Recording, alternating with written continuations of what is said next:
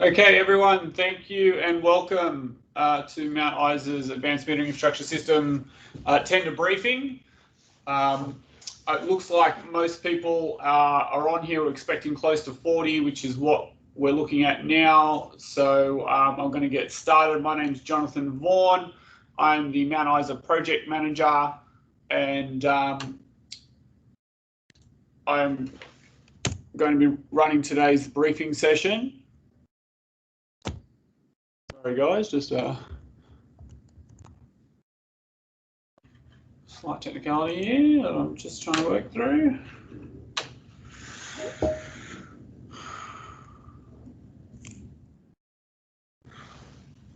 All right, so quick agenda for today. Welcome and introductions, quick project overview. I'll go through the GIS link and some potential network locations and just show you how that link works. Some of you may have had a play with it already, but I'll just give you a bit of a quick demonstration. Show you a few example photos of different meter sites. We'll go through the schedule for the project, a couple of other items, and then I'll open it up for questions.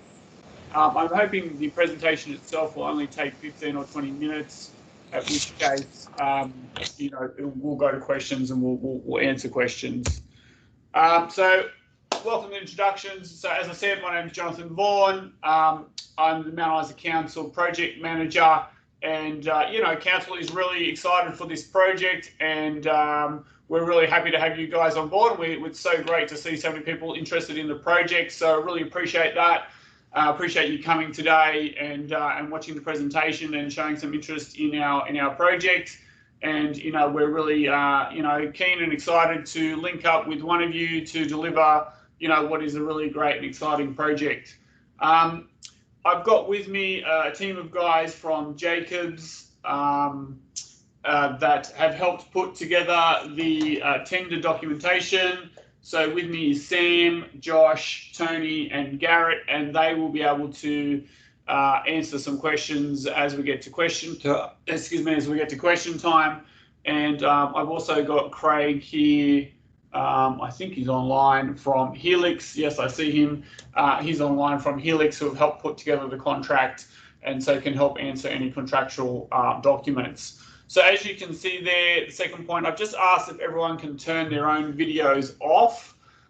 That's just to assist in the sheer numbers of people that we have, and if anyone has a poor internet connection today, it'll just assist us with internet connection and keeping the meeting running smoothly from a technical perspective. In terms of questions, we would just request that questions be initiated in the chat.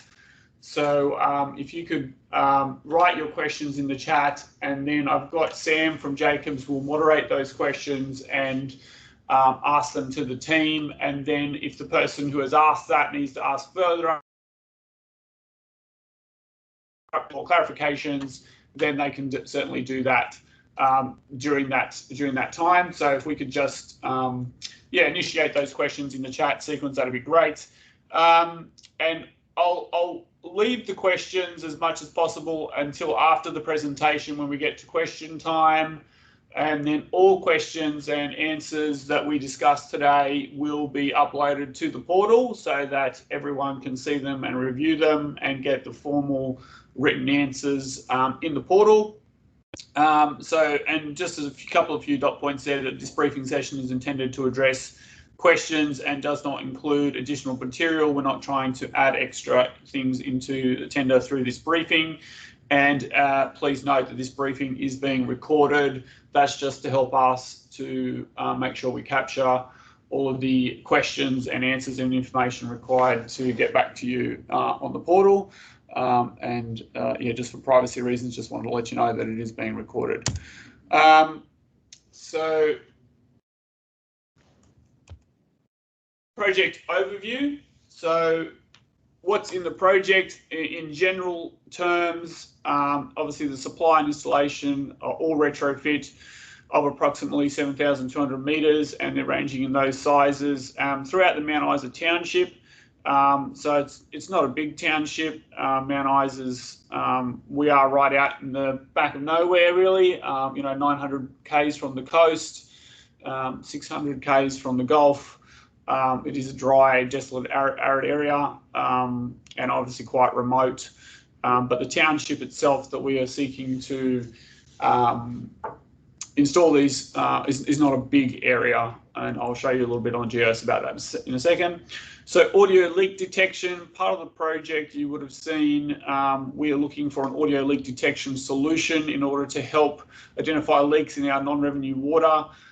Level sensing, we have 6 potable water reservoirs, and we require the level sensing on those to see their capacity and obviously the level in them. Pressure sensors, we're looking at software as a service, we're looking at network as a service, and we're looking for a web portal app for customers, that is the residents of Mount Isa, to be able to log in and obviously see their usage. And then we want, as you go and install the meters, to pick up the GPS coordinates of all the meters so that we can capture that and put it into our GIS system. Exclusion, so there was a little bit of confusion I saw on the portal earlier about Camberwell, because I think it comes up in the GIS link. That's out of scope. So Camberwell is a small town north of Mount Isa that's got about 100 odd meters in it.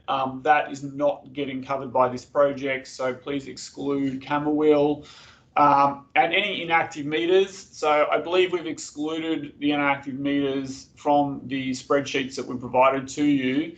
But if you do muck around with that spreadsheet and end up with more than 7,200 meters, just have a look that you haven't got the inactive meters turned on that list. So the GIS link, I'll just bring that up now. Hopefully you'll be able to see this as it comes.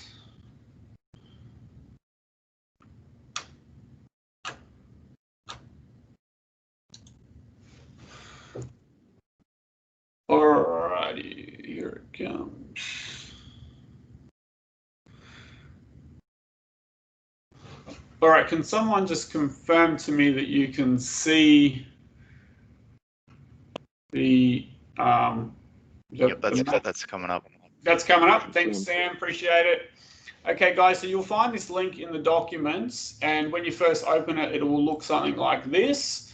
What all the different bright colors are different routes of the meters and the meter addresses. So they're not the exact GPS location of those meters. It's simply that there's a meter registered to that property. But it does give a good indication of where the meters are and what the routes are. So if I just zoom out a little bit, you'll see that there's some big red dots there. That's automatically turned on. You can go across to this layers drop-down menu here, and you can actually turn those valves off. Then you'll find there's a series of other items that you can turn on and off, including the water mains and valves and other bits and pieces. So if I just close that for a second and just zoom out, that is the Mount Isa township there. That's the big mine. And so this is our southernmost property and our northernmost property up here. We're not talking about a huge area there. I think it's about 13, 14 Ks from tip to toe and about 5.5, 6 Ks across. Now, in terms of the actual the meter routes that you can see there, you can actually play around with the routes if you want to see a specific route. If you come down the bottom tab here that says routes, and if you click on a particular route, let's see, let's just go with this one and go back to the map, you'll see that only that route is now highlighted. So you can use this just to help you see where each of the routes are and the meters within that route. The one anomaly, you'll notice that the routes are grouped, in area. except for one, which is Route 99. And Route 99 is our commercial meters. And so they're obviously in commercial properties, and that's can be, you know, in different areas of town. So they are spread out rather than clustered together like the others. So if I just go back to the map now, I might just turn those mains off, so you can see that Route 99 is, you know, quite spread out throughout the town. So that's the other little feature that you can use here on the top drop down here is the base maps, and some different maps make it a little bit easier to see different things. So if I just go to the grey base map, it will get rid of that that image that and just show you basically a grey background. It just makes it a little bit easier to see the colours and things. If you want to come back from clicking one route to multiple routes, you just double click in the blank spot. They'll all turn back on again. You come back out to the map and there they all are. Don't worry too much about some of these numbers on the side, not necessarily as accurate as the numbers that we've given you in the document. So this is more about a visual representation rather than the actual numbers. The other thing that's got recently added, actually only just yesterday, is a little bit of assistance with maybe helping to identify those water reservoirs and potential network locations. If you turn these water reservoirs on, and you can see we have facilities and land structures. So these are council-owned facilities and structures, and this is council-owned land, the second tab. So these are potential, I guess, areas or locations that a network asset could be installed if required by your solution. We're going to say that we're open to any of these as potential locations. Obviously, there needs to be discussions with the various stakeholders within council that manage those assets to ensure that we can put the asset on that location. So it's not 100% guarantee that you can put a network there just because it's highlighted in this map. But this gives you a little bit of indication on the options available to you that we can discuss, and we will obviously determine and finalise this with the winning bidder at the end of the day, and agree on the infrastructure that can be used to install those that network infrastructure if required. We did give you a list of a number of water reservoirs.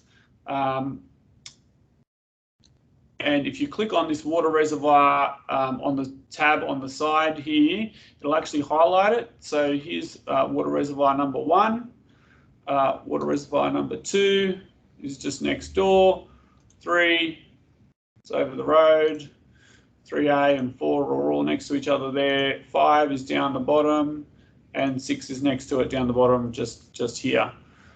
So they are the 6. Well, technically that's 7. One of those is decommissioned, but they are the reservoirs that we listed in the documentation in the tender for as potential network locations for you. But as I mentioned, there are some other assets that you can see highlighted in this image that can be proposed, and it will be a matter of discussing that with the internal, I guess, council asset owners to determine if that is a viable option to put it there. And I suppose it probably depend on location of power and other things like that as well. I know there was a question about this tank here. That's an effluent tank. As far as I know, it is a potential location that could be used as a network asset infrastructure location. So that's just a little bit about the GIS map and the link. Hopefully that gives you some good information, and hopefully you have a little bit better understanding now about how you can utilize this to help you with the solution that you come up with.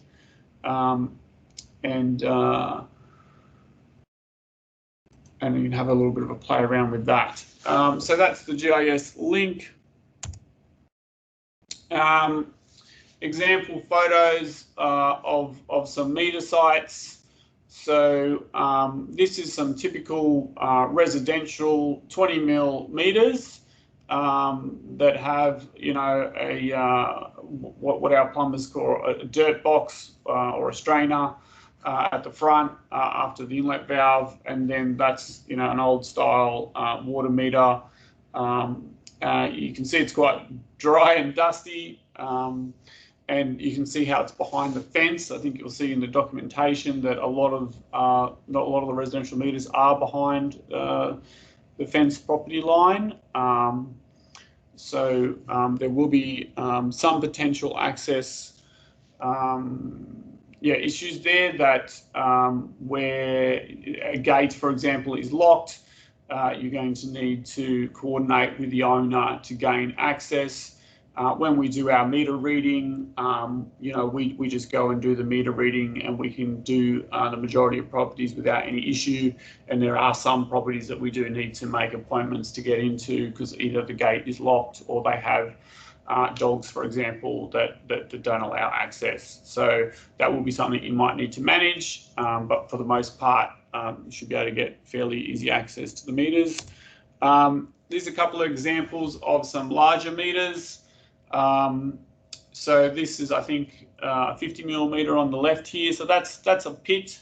A lot of the pits that are constructed are just made to size. They're not a standard pit, and they generally have a checker plate cover over the top of them. So that's a consideration for obviously radio signals and the like with your solution. I think you'll see in the documentation we did talk about potential lid replacements, or there's obviously alternative ideas that you might want to put forward, but that's just for your information that the meters that are in pits, the majority of them do have a checker plate lid on them, and the meters are not, the pits are not necessarily a standard size.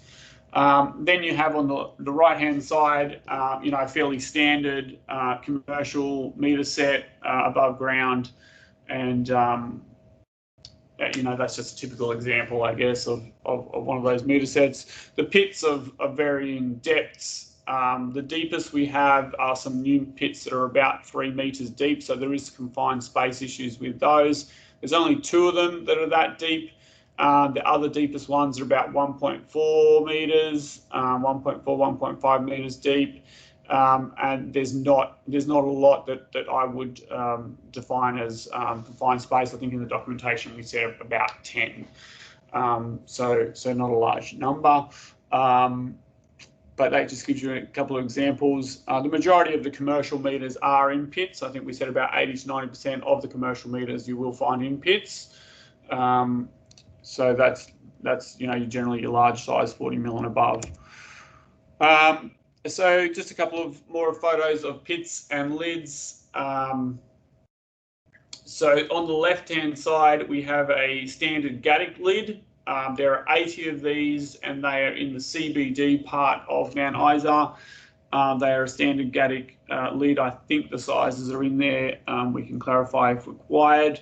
But as I said, there's only 80 of those. The rest of them, as I mentioned, are made to measure, you know, when the meter was installed. So come in varying shapes and sizes. There's an example of one in the middle of a smaller meter, and then there's an example lid there, which is your checker plate standard covering on most of the pits that you'll find throughout town. So schedule, so all of you should have got, or hopefully have seen now that we've extended the tender date by 2 weeks. So the tender close is now on the 22nd of the 2nd. The evaluation period up until April, start of April. There is a local council procurement step that we do need to take, which is to take the proposed tender to resolution, to recommend the supplier or the vendor, and that'll have to go through a council meeting and get resolved. That just takes a little bit of time, unfortunately, to get through. So there's a bit of a period of time to allow for that before we can issue the vendor award. And as you can see, the project PC date is the end of this year. We do actually have some state funding associated with this project, and that funding does only go to the end of the year. And that's actually already been extended to the end of the year. So we are quite tight on our delivery time frame. But that's what we're playing with essentially, is those time frames there.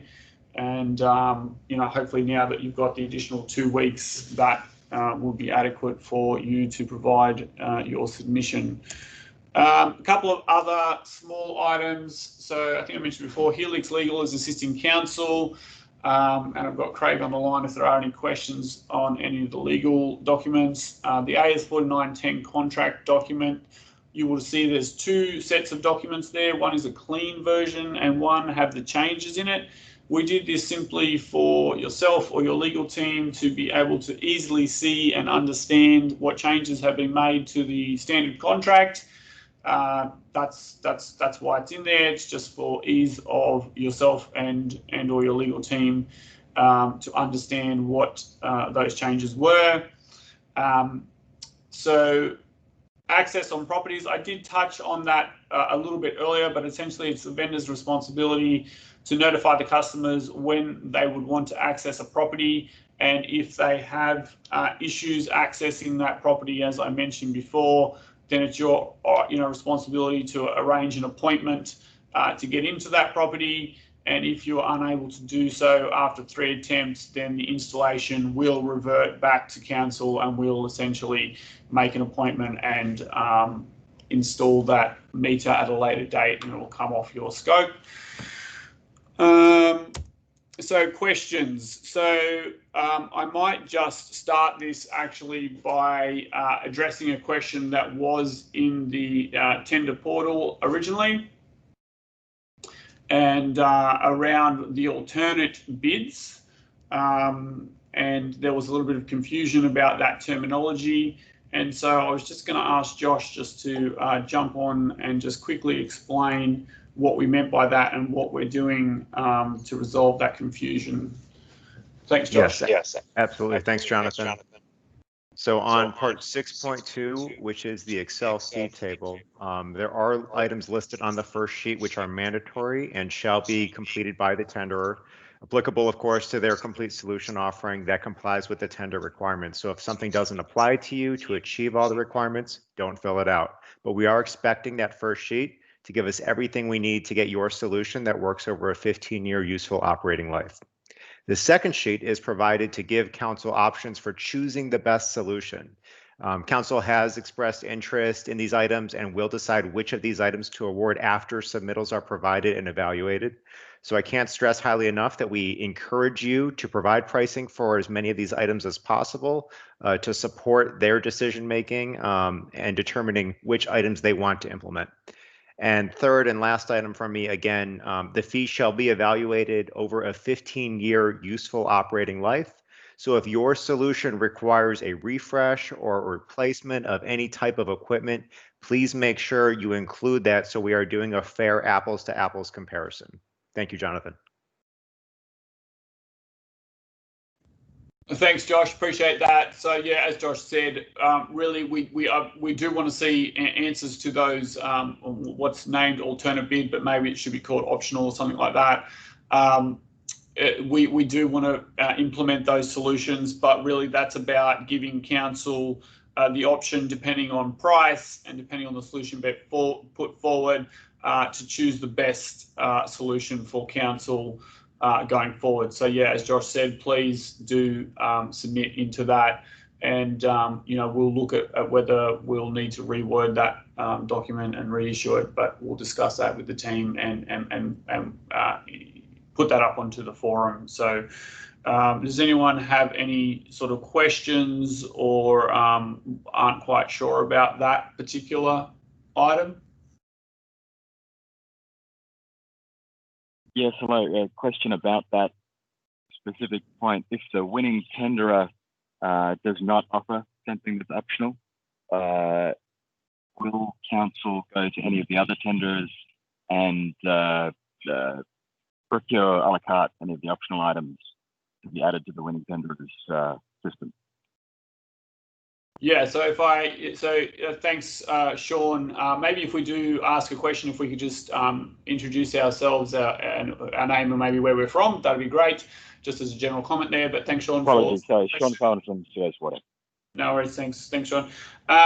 So yeah, just in response to that, if I'm understanding your question correctly, you're saying if an option is left out of that particular item because you are unable to provide it. For example, if you don't have a solution for pressure sensors, for example, so you leave that blank and someone else does a solution for pressure sensors, then yes, council will look at engaging an alternative party to deliver that solution if your solution doesn't allow for it or you can't provide it. So yeah, it does give council the option, I guess, of engaging someone to deliver, the bulk of the works and may exclude a couple of things that they cannot or council does not want to proceed with, and council may or may not proceed with that through a different vendor. So does that answer the question, Sean? Thank you, perfectly.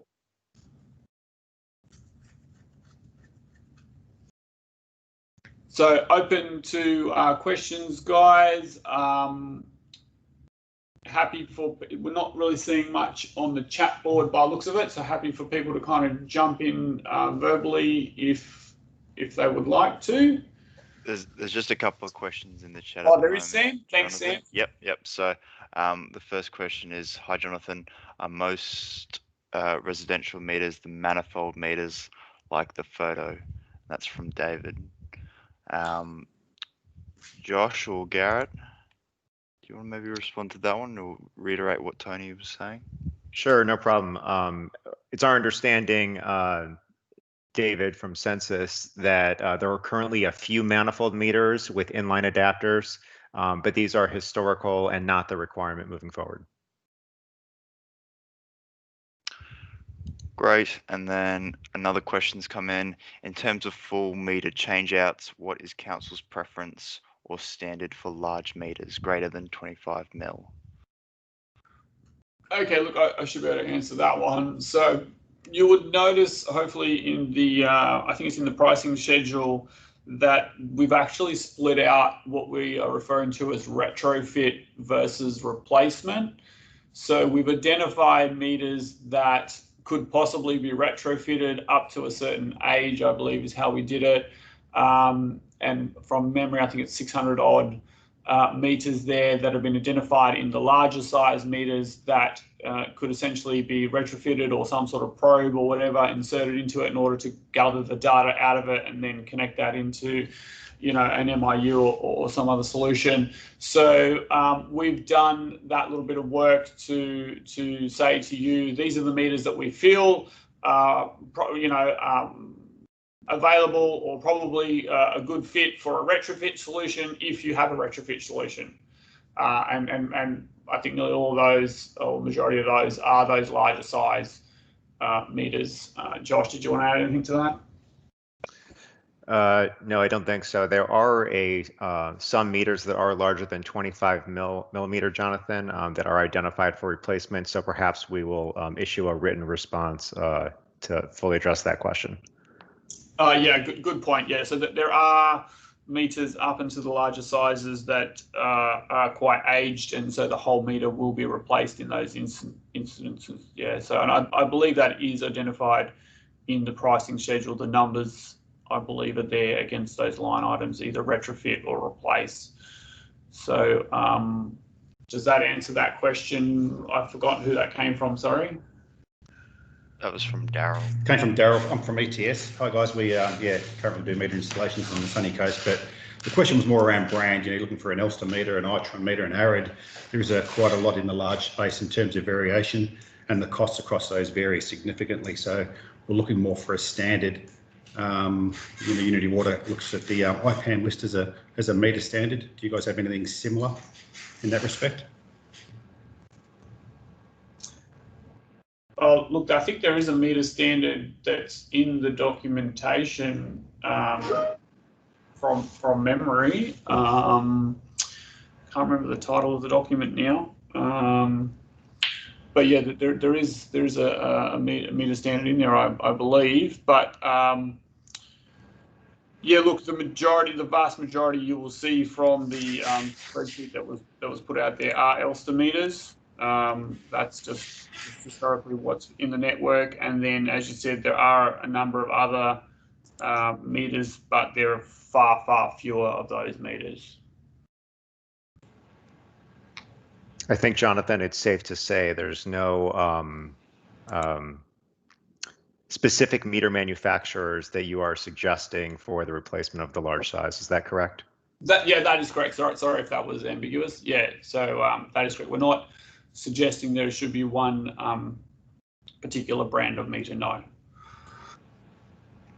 Okay, thanks, guys. Great. A question's just come through. How should alternative offers outside of the applications identified in the schedule be presented?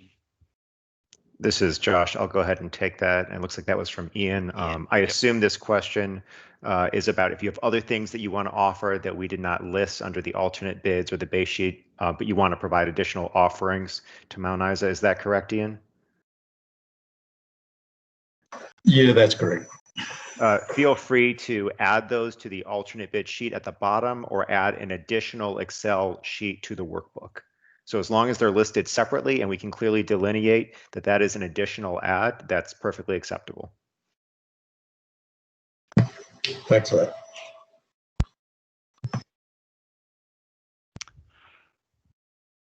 Great. So that's I guess, all the questions in the chat at the moment. What do you want to do here, Jonathan? Do you want to open it up? Yeah, we've just got another one come in. Another one come in? Oh, yep.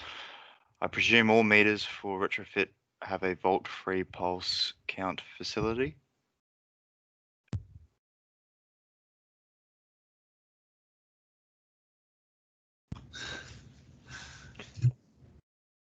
Jonathan, we may need to check and get back to them on that one. Yeah, I think we'll check and get back to them. I think there's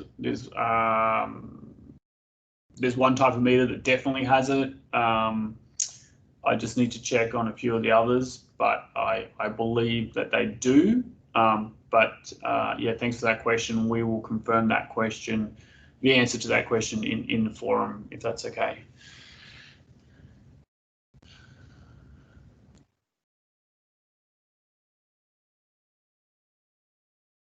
Great. So happy to take more questions either on the chat or if anyone maybe if you wanted to raise your hand and speak that way, but or if it doesn't have to be a question, can we just like a clarification or anything that I've said or done in the presentation that you want clarified? unclear. Yeah, unclear. Yeah. Hi, it's Sean here again from Suez. If you have a moment, I'd be interested in hearing just to confirm your definition of the differences between scenario 1B and your scenario 1C, particularly for the smaller meters, where the difference on paper is whether the register is upgraded or kept, but for the smaller meters, usually the register is integral. Yes, thank you, Sean. This is Josh. I'll go ahead and draft that response. So yeah, absolutely to your point. So scenario 1B is a retrofit, quote unquote, which is keep the meter, keep the register, add an MIU or endpoint. Scenario 1C is also an upgrade where we keep the meter and the register. Oh, I do see your point here. They both say keep the meter, upgrade the register. Let's see. Okay, so the difference between 1C and 1B is 1C is keeping the meter and the register, and 1B you are changing out the register. I think your point was majority of the registers are coming with the endpoint. Is that correct? So if there's a three-piece solution that anyone's offering, this allows for additional flexibility to delineate your offering. So if you have a solution for scenario 1C, we are asking for a to be determined quantity, a unit price. If it's something that you do not have as a separate offering, feel free to address it as part of 1B. Thank you. That's clear. Thank you. Yeah, good question.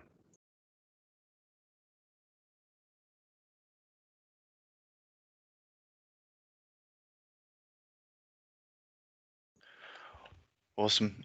Any other questions at this point?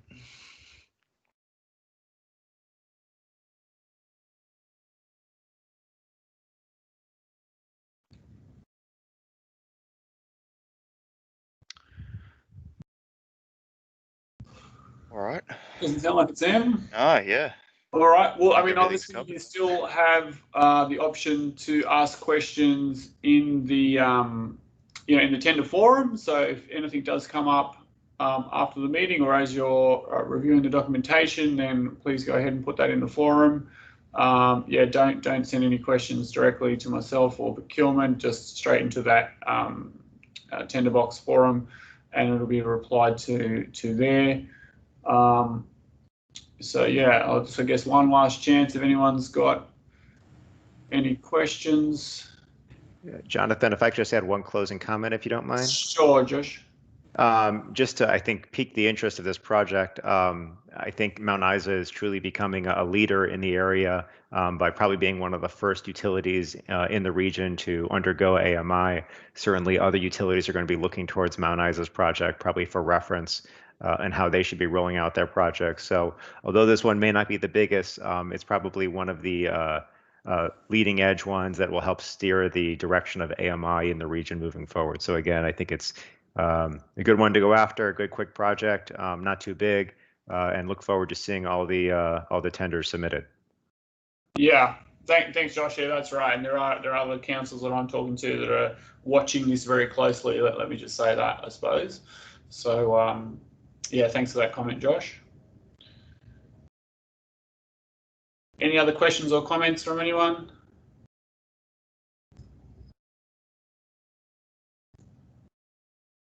Take that as a no. So thank you all for your time. Really appreciate you coming in, and yeah, really looking forward to working with some of you in the future and seeing the solutions that you put forward at the end of this tender period. Yeah, we will I guess talk again soon. So thanks for your time. Thanks, Jonathan. Thanks, Jonathan. Thanks. Cheers. Thank you. Cheers, Jonathan. Thank you. Thank you.